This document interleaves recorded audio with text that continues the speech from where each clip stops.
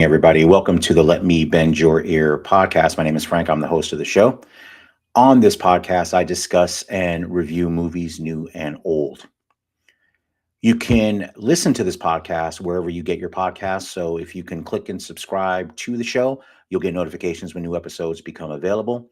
And you can watch this podcast on X, on YouTube, on Rumble, and on the Facebook channel. The handle for the show is at Bend Your Ear Pod. Wherever you watch your podcast, if you do that way, if you can click and subscribe on there, I'm trying to improve and increase my subscriber base for the show video wise. So if you do that, I'd appreciate it. The show airs live on X, YouTube, and Rumble. So if you subscribe on any one of those three channels, you'll get notifications when the show goes live. Also, of course, if you listen to the audio version of the podcast, you will get notifications when new episodes are uploaded. All right, so let's get right to it today. I am going to discuss a movie. I used to do a yearly Halloween episode. If you've listened to this podcast for any length of time, I would have someone come on with me and do horror films. But I haven't done that for a couple of years, and I've kind of had this review on the shelf. So I'm going to go ahead and bring it out now. So I'm going to review John Carpenter's The Fog, which came out in 1980. Now, with John Carpenter, and as was a tradition on my Halloween show when I did it for a couple of years, I would review a random horror movie and then a movie directed by John Carpenter. So if you go back to the Halloween episodes, I've done Christine. I believe I did The Thing, or the two that I've done so far. And Christine and The Thing, like I said, you can find those on the feed as well. Now, John Carpenter is an interesting director, obviously most famous for Halloween, but obviously through the 70s, he was a very influential director. He did a lot of lower budgeted, horror, of course, and then he did other films like Assault on Precinct 13, and he's made a lot of movies that ended up being considered cult classics. So, of course, Halloween was a huge success. The Thing became a success later. It actually flopped when it was released. And then there's a film that I actually have not seen. I think it came out in 1988, called They Live, which starred the late wrestler Roddy Piper, which has a gigantic cult following. And he also directed another film that I liked. I saw it in the movies actually, called Prince of Darkness, and I may come back and review that movie as well. I'm interested to see how I view it now, 40 years later, because I saw that one actually in the movies and remember liking it back then. So it was a movie that I enjoyed a lot. So I'm going to review The Fog today. So this is a movie I had not seen before, and it came out in 1980. So this would be after, of course, a couple of years after the massive success of Halloween. And again, it was co-written and produced by Deborah Hill. So The Fog opens in a small town in New England. Or excuse me, not New England, Northern California. I knew it was somewhere north, but Northern California. So you have the actor John Houseman playing uh, a old man that's telling a ghost story to a bunch of kids by a campfire, and he's telling an old ghost story. So he tells a story about a ship that crashes onto the shore, causing all the crew to drown because they thought that a campfire was a lighthouse, and there was a bad fog that evening.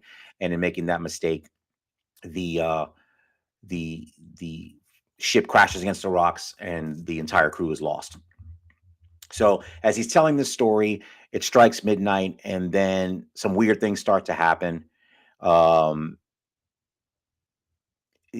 Basically, it's kind of paranormal things start to happen.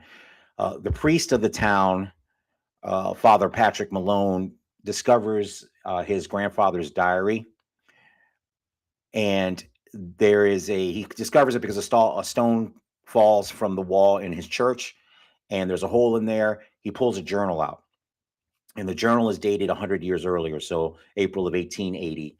And it says basically the six founders of the town that they live in, called Antonio Bay, including the grandfather of the priest, deliberately wrecked a ship. The ship was called the Elizabeth Dane, and they did this because Blake, the owner of this area was afflicted with leprosy, and they did not want a leper colony nearby where they were living. So the ship that they sunk was full of gold, and they used that gold to basically start the town. So he finds out this ancient secret, and we're in the 100th anniversary of this incident happening, and it's actually what's going on as well. There's a 100th anniversary celebration of the town, and it is they're getting ready to start that celebration as well. And as this is happening, you have start sort of weird things start happening, apparitions start showing up, and bad things start to happen. Now you have kind of a secondary story with well,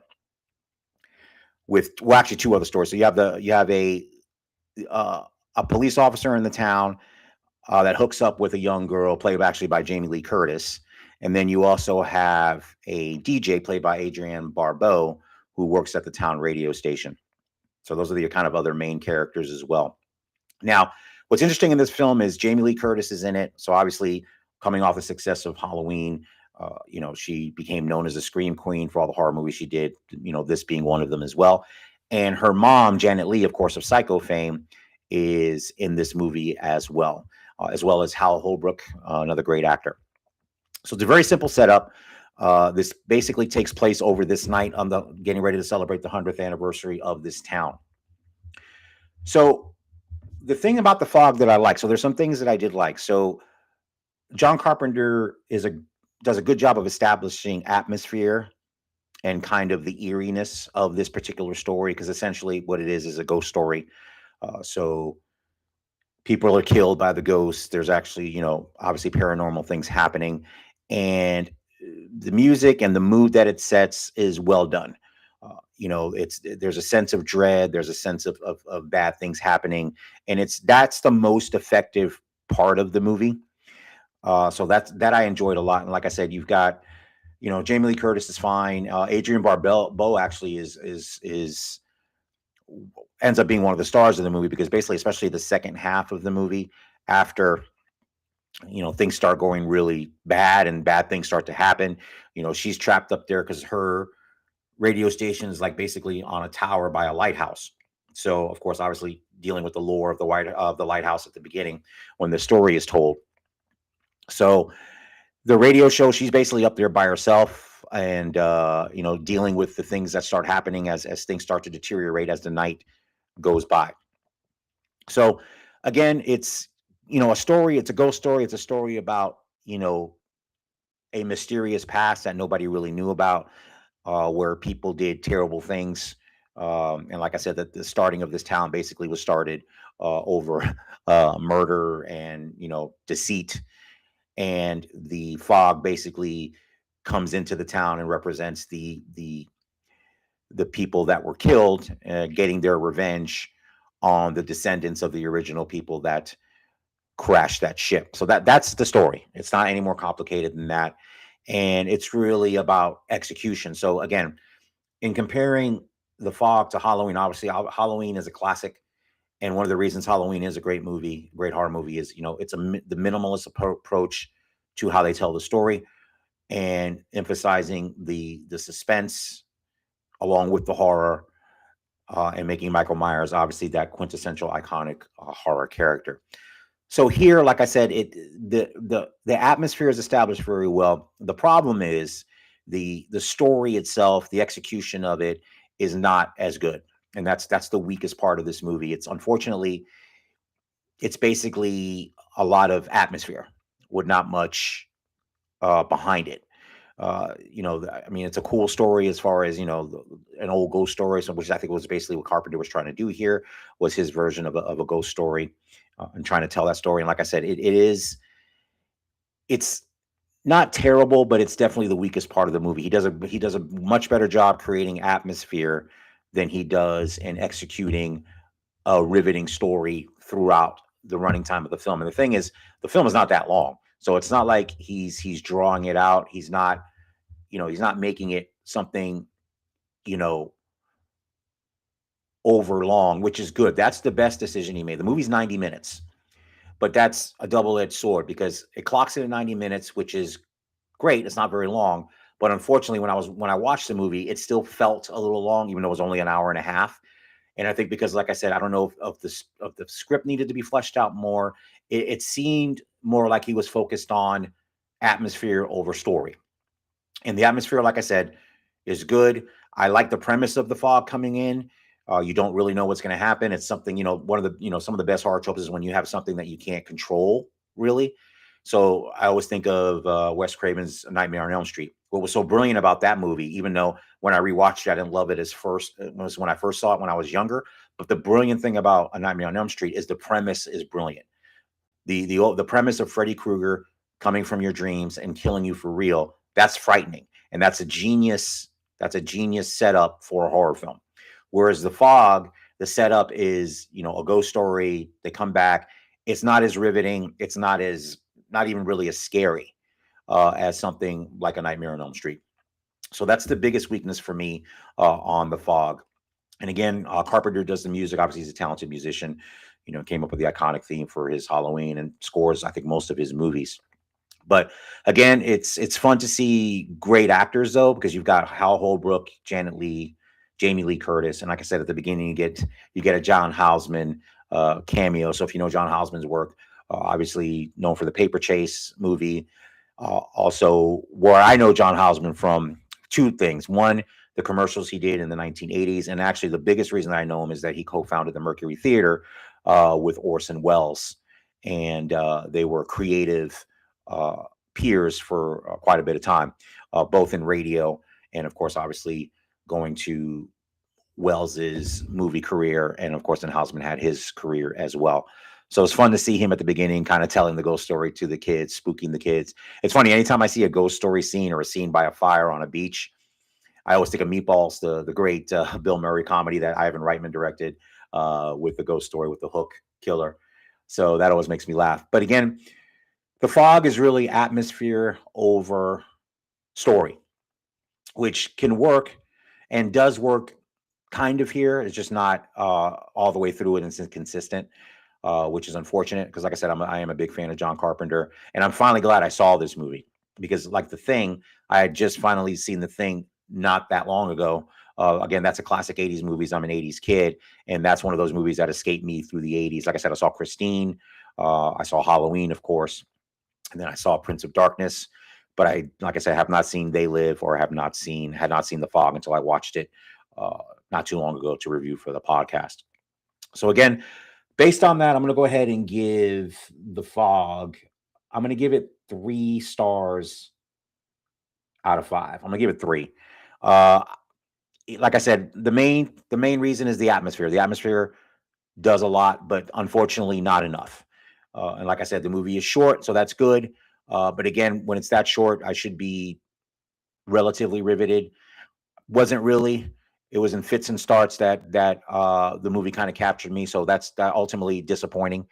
So again, that's going to be a 3-star review for me for The Fox. Of course, that means it's an okay movie. It's a movie I probably would not revisit. Well, actually, I know I won't see it again. I'm glad I saw it because I hadn't seen it, but it's not one that I think I'm going to see again. So I'm going to go ahead and give The Fog 3 stars out of 5. So again, I want to thank everybody that's listening and watching the show. Again, as I stated in the last episode, I'm going to try to get more episodes out more frequently. Like I said, this is going to be the second one this week, so I may try to get on and get another one. Like I said, I'm not going to promise 1 a week, 2 a week. Whenever I can get on, whenever I can find time to get on, I'm going to do so. Like I said, I've got this quick review I wanted to do with The Fog. I've had it sitting on the shelf for a long time, looking to do a Halloween episode, but I haven't done it, so I figured I'd pull it out and review it. But again, that's 3 stars for The Fog, directed by John Carpenter. Now, if you want to help support the show, I would appreciate that. If you're watching the video, there's a QR code here. Just click on that. You can donate to kind of offset some of the costs that the show involves. If you don't watch the video and you listen on the audio feed, that's fine. You can go to my X page, which is at Bend Your Ear Pod, and there's a tip jar there. You can do it there as well. Like I said, the best thing you can do is click and subscribe wherever you consume this podcast. So if it's audio, whether it's Spotify, Amazon, wherever you listen, if you can, 1, subscribe, 2, rate and review, that'll increase the the exposure of the podcast for people that are looking for a new movie podcast. And if you watch it on the video side, kind of the same thing, whether it's YouTube or X or Rumble. Just please subscribe there as well. And like I said, you'll get notifications when new episodes come out. So if you could do that, I'd appreciate it. You can email the show at bendyourearpodcast@gmail.com. You can also go to the website. The website is bendyourear.com, or letmebendyourear.com. Excuse me. I'm going to say that again. Letmebendyourear.com. On the website, you can get every audio episode all the way back to the beginning, to episode 1. They're all available there. And if you're on Facebook, like I said, I've actually relaunched the Facebook page. I've kind of ignored it. I had it in a separate area, and it was just a pain to deal with, but I've got it finally consolidated. So if you go to Facebook, search for the Let Me Bend Your Ear podcast, and if you could follow that there, I would appreciate it.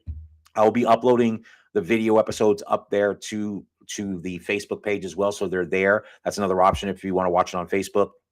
But if you could follow that page, that'd be great. Again, I'm trying to increase my subscriber base on both the audio side and the video side and on Facebook. If you could do that, I'd really appreciate it. And again, you can follow me on X. The handle is @BendYourEarPod. That's also the handle for Instagram. As I stated in the previous episode, I'm still trying to figure out, as I'm navigating improving elements of the podcast. As I stated, I got a much better camera now, and I'm still trying to figure out the Instagram, the best way to interact on Instagram regarding what I put up there. I've been, trying to do the live feed. There is a way to do it, but it's too complicated, and frankly, I don't have the time to do it that way.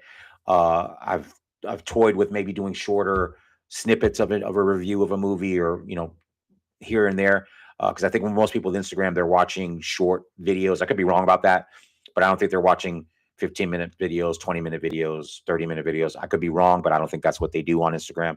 So that may be a place where I can do quick hits on things, topics, mini reviews, kind of things like that, or even as an advertisement to point them to the podcast on the other locations that they can get it.